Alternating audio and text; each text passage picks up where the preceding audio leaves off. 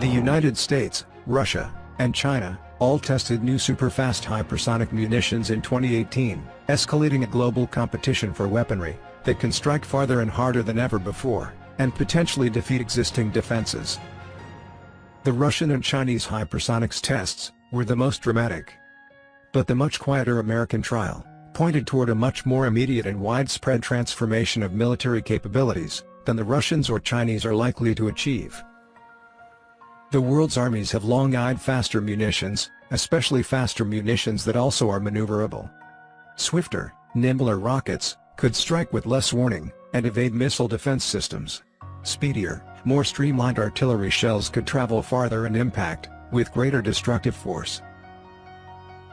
Most experts agree.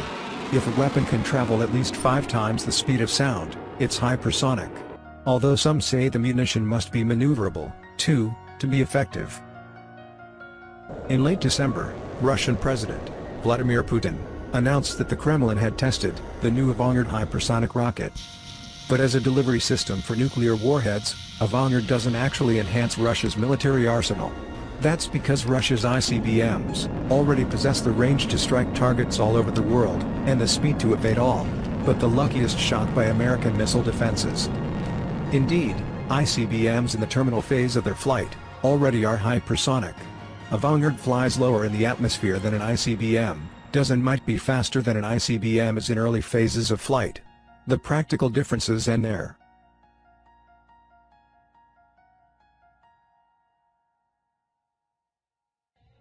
It's China, not Russia, that's making what seem the biggest strides toward fielding a non-nuclear hypersonic weapon.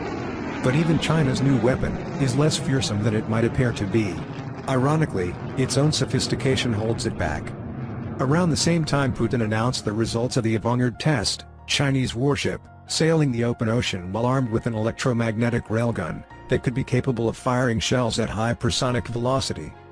A railgun propels its projectiles by way of magnetic force, as opposed to explosive powder charges that conventional guns use.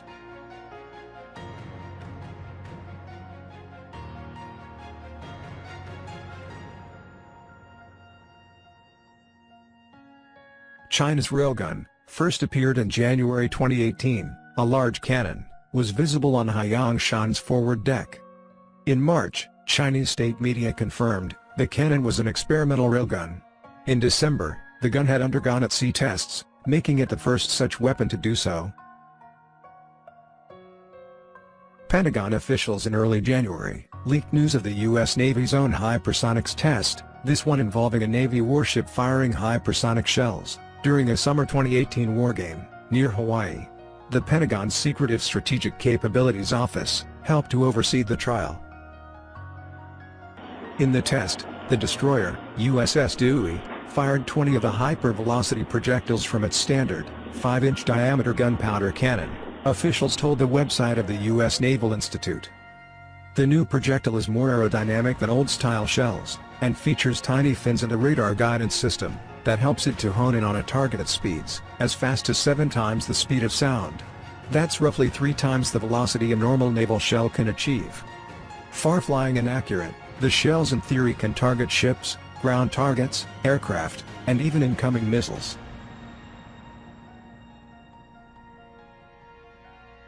At first glance, the American test might appear to be the least remarkable of the 3 countries' 2018 hypersonics trials. It didn't involve a new gun or missile, just a new super aerodynamic shell. The shell is non-nuclear. But the U.S. test, arguably, is the most likely to result in the widespread deployment of a truly transformational new weapon.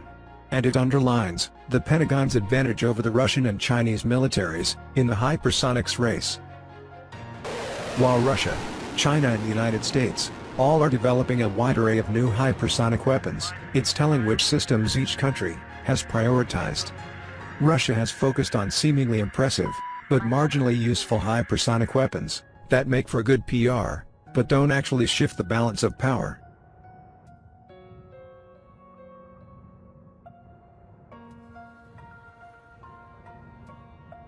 China, for its part, has chosen to tinker with very advanced high technology that might prove impractical.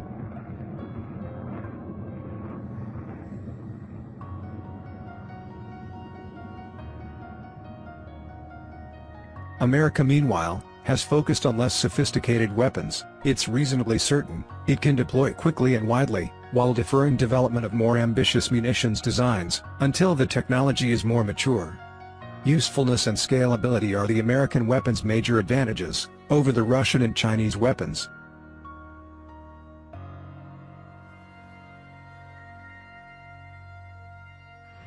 Russia and China, with their showy demonstrations and bespoke technology, might appear to have pulled ahead in the early laps of the race for hypersonic weapons. But the United States, with its emphasis on a weapon that it can deploy quickly and actually use in a non-nuclear war, ultimately could gain the military advantage.